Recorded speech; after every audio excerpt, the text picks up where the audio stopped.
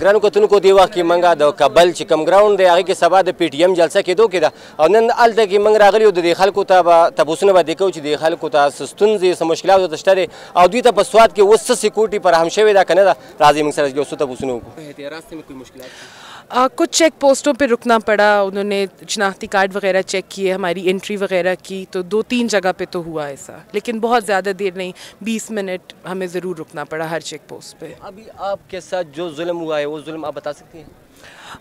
बस यही था कि बार बार चेक पोस्टों पे रोक रहे थे बग़ैर किसी वजह के, हालांकि उन्हें मालूम था कि कौन लोग बैठे हैं, कोई भी ऐसी हरकत हम नहीं कर रहे थे, बहुत पुरअमन तरीके से आ रहे थे, लेकिन बार बार हमें रोका जा रहा था चेक पोस्टों पे।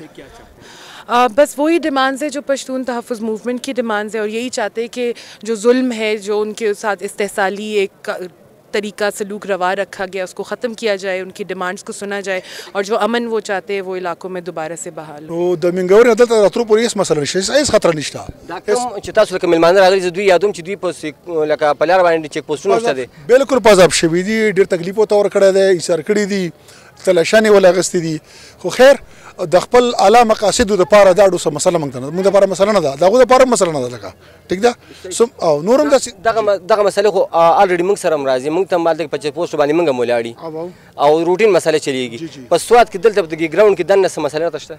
په ګراونډ کې دننه مسله یو مسله شته خو فلحال موږ نه وایو، خو شته هغه موږ نه وایو، تر سبا پورې موږ له داسې پټه ساتو.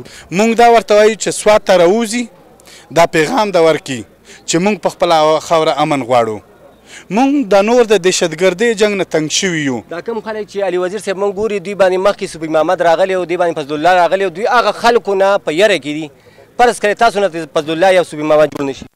ګورې د صوفي محمد د چا بچی و د دې دو سره نه پاتې کېده، فضل الله ګوره پښتون ډېر زر دوکه کېږي. ټیک شو، ګوره مونږ دا ټول چې یو دا ټول زخمی خلک راوچت شوي، زما 14 کسان په دې جنګ کې وژلي شوي دي، زه به بیا هغه کوم چې زه به دې ته سلامي کوم.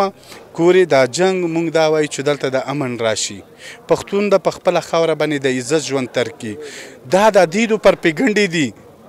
اوس زه یې تا نه پوښتنه کوم احسان الله احسان چې د آی پي ایس ذمهواري یې قبله کړې ده، دا د ډېرې دهشتګردۍ او د دماکې ذمهواري یې قبله کړې ده، چېرته دی چا سره پروت دی؟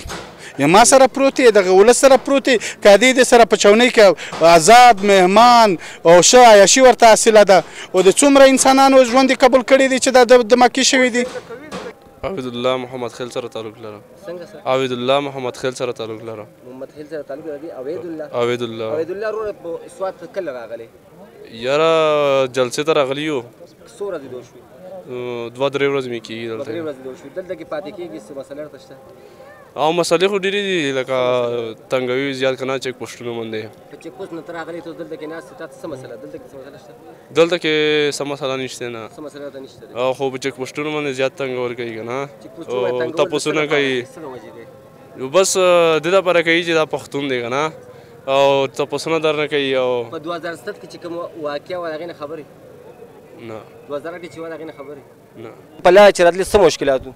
مشکلات دغه و چې اوس خو الحمدلله سم امپرومنټ راغلی دی دوی په رویه کې، خو مګر هغه بیا هم مونږ ودرول کوي او بار بار چیکینګ کوي، لکه داسې مونږ دهشتګر ورته ښکارو، داسې بار بار مونږ ودرئ 20 منټه که در اوس یو چک پوسټ باندې نن مونږ راتلو، هغه ګاډي والا ګاډی لږ چپ ودرو، لږ سیټ ته چپ ودرو، هغه ګاډي والا پسې بیا راغی، بیا ټول شناختي کارډونه ویوړو په چک پوسټ باندې، تقریبا 20 منټه کې مونږ هغه ګاډی ودرولی و، د هغه نه وروسته یې بیا ګاډی پرېښود. ته څه وایې وروره؟ جی موږ هم د بلوچستان د لورلای زه راغلي یو، موږ هم دغه چیک پوسټو په دغه چیک پوسټو باندې ډېر دغه سوات کې دلته کې راغلی، دلته څه مشکلات شته؟ یا دلته فلحال خو هېڅ نشته. د سوات خلک څنګه دي؟ ښه خلک دي، زبردست ښه خلک دی، ډېره مننه جي. سواتیان ښه خلک دی، د سواتیان نه هم پوښتنې کوو. سواتیان شته را رامخکې راشي وروره؟ مهرباني دې موږ هم ډېر شکریا ادا کوو چې دونه راغلو او دغه یې وکړو او موږ ورته هرکلی وایو او زموږ مېلمانه دي موږ یې قدر کوو. څه مشکلات درته مخې ته شته؟ مشکلات خو دغه دي چې پوسټونه مې پوسټونه نور څه نشته.